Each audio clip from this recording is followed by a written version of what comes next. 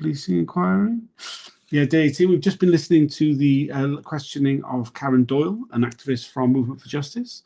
I'm joined by Heather Mendick. What do you made of what Karen Doyle's had to say?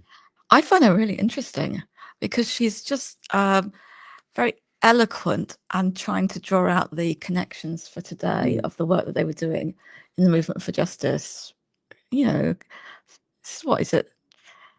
Over 2 decades ago, right? Right. Yeah. I mean, it's weird, isn't it? Because she's talking about events in the mid to late 90s, and I can feel that I can remember some of them. So it's not long ago, but it is actually quite a long time ago. It is, and just the kind of times when there was starting to be the monitoring of migrants by the NHS, for example, that's become kind of automatic really now, normalized. Yeah. And her kind of pointing this stuff out. She's really good at doing that, I think. Talking about tactics in terms of when they moved away from getting arrested to focus because it distracted them, which again is a very pertinent issue for really today. pertinent. I mean, the thing about throwing flour and paint over Conservative Party Chairman Brian Mulwiney, and then just the resulting legal things from that, just taking all the time and energy and not wanting to do that again.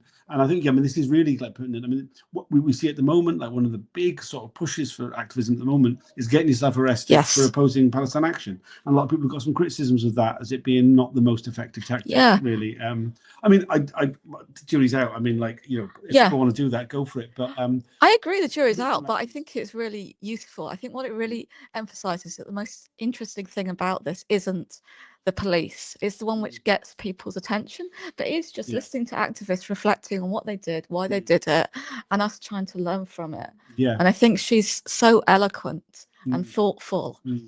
So I'm really interested in today, and I'm interested in, again, also the inquiry is interesting today because you get that kind of obsession that they have with, were you a Trotskyist organization? Were you revolutionary? Were you violent? And she's very good at kind of responding to that. And also, again, these distinctions. So, language they use, it's very reductive, the inquiry. It's like anytime you say violence, it must be a singular form of violence as opposed to a form of self-defense. She's very good at saying that violence is not violence if you're defending yourself, which is uniformly recognized, right? But in this inquiry, they seem to not recognize these things and seem to want to collapse things which in other contexts have meaning.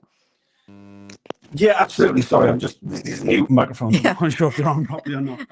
But no, absolutely. I mean, she it's this really regular line we're hearing from the inquiry about kind of trying to make out that anything anything lively essentially was somehow violent. We've got lots of the undercover police reports. We've been shown by mostly by Dave Hagan, HN81, Windmill Tilter, as the co-workers call him. Referring to these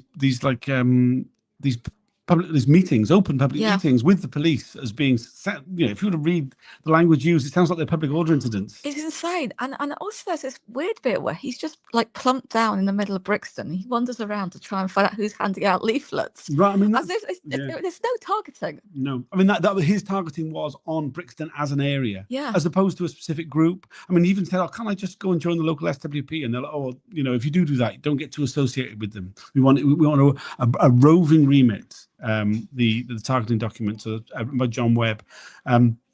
It says this roving remit of public order in the Brixton area, incredibly open-ended. Yeah, and so he's looking at two groups. He turns up two groups who hand out leaflets. No justification for them as public order issues. It just really emphasises what a complete waste of time this was, even in relation to its stated remit. Yeah, absolutely. The two groups are London Greenpeace, who we didn't go on to infiltrate, but as we know, were incredibly heavily infiltrated in the 80s and 90s. And Movement for Justice. There's some glee in his reports, they're all black. Yes. As this was a reason to infiltrate them. I mean, the reality is they weren't all black. I mean, Karen Doyle is a white woman, a white Irish woman. And she said, no, they were very integrated group. That was the whole point. And the idea, she claims, they were only giving out leaflets to black people. It's like, well, how did he get one then? Yes. How come he invited to the public meeting? I mean, it's just a ridiculous statement. Yeah, I mean, it's all contradictory. And there's a lot, you're right, there's a lot of glee. There's, they only have 61 quid. That's why they can't print leaflets. And they're trying to sell papers, but they all got wet. And it's just... it kind of almost trivializes his job, because this is a group that in meetings was getting 10 to 20 people. It wasn't a big deal.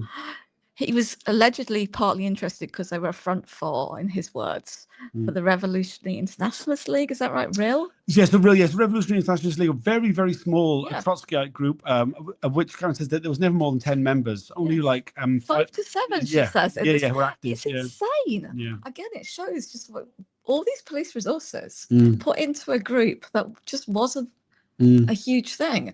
And yeah, they were very effective. She is very good at pointing out they are very effective at campaigns against stop and search. And this kind of reveals why they really were infiltrated, because over and over again, these kind of ludicrous public order and front explanations are given for infiltrating campaigns which were against the police and were calling for police accountability and were largely effective at getting some police accountability.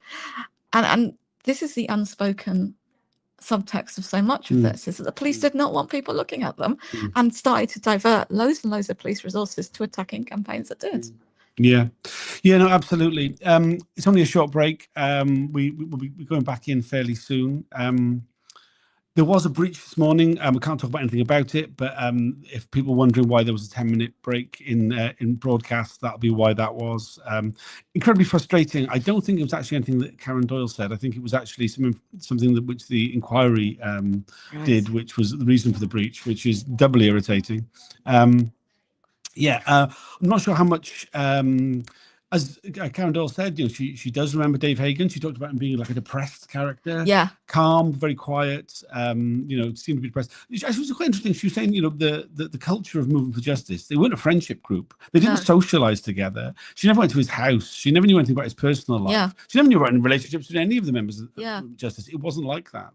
There's quite a difference really from some of the sort of friendship group-based activist groups we've heard about in the past. She said, "Oh God, it sounds really boring when I say it now," but that's not what they were like. Yeah, I mean, and I think people often see these groups as social groups, but it is. People were united. Even when they became social groups, people were united by commitments and beliefs, right? Yeah, absolutely. And that's really important. That's coming through very strongly. That just the authenticity she has and other people who are with her have, compared to the complete fakery of the police, and that's why their evidence is so different than evidence from someone like Karen Doyle. It's always a really stark contrast when you see one day a police officer giving evidence and the next day an activist, because you realize that when you're telling the truth, you can be thoughtful, you could give long answers, you don't have to evade, you can admit when you don't remember something, but also when you've tried to, when you're piecing things together. And it's very clear, I hope it's very clear to John Mitting, what the difference is between these two approaches and what it means about who's telling the truth and who isn't. 100%. Yeah, I mean, it is so. I mean, like as observers, it comes home so strongly to us, the difference between, when Carol had things like, I don't really remember. She was like, well, but I've gone through all the paperwork and I've looked it all up, and there definitely was a meeting. I wasn't present at that particular meeting, but here's the information I could find. It's just so different from the can't recall. I would probably, you get from the undercover cop. So different. We better go back in. As you can see, we've got new microphones. Hopefully they're working well. I'm now broadcasting on YouTube, Facebook, Twitter, TikTok and Instagram. So hopefully on one of them. I've noticed on TikTok for some reason my t-shirt is red. I'd like to point out it's pink. Okay. Oh, and microphones obviously aren't free and technology isn't free. So if you have a little bit of money, do give a couple of quid or whatever, it all adds up. Yeah, that would be great. All right, thanks for joining. See you all at lunchtime.